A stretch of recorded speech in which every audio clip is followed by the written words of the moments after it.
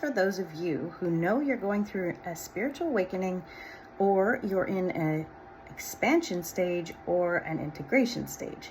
So when I had my first awakening experience in late 2017, early 2018, things got really crazy really fast. All of a sudden, nothing made sense.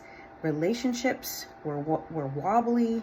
I couldn't go into a bar. I couldn't go into a restaurant. There was synchronicities happening left, right, and center. I comprehended and perceived things that I didn't before.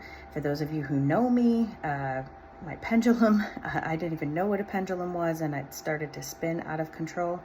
So this was an example of my initial spiritual awakening, or what I like to call conscious evolution.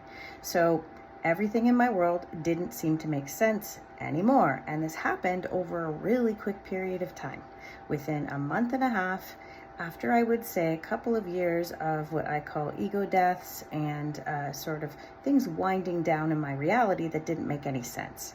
So this is exactly what is happening now for a whole bunch of people who are going through this consciousness evolution or awakening or integration phase. So it does come in ebbs and flows. So if you are going through what I describe as an acceleration stage, which means that you are upgrading, you are remembering, certain parts of your conscious awareness is coming online. So things like having just knowings of information or heightened intuition.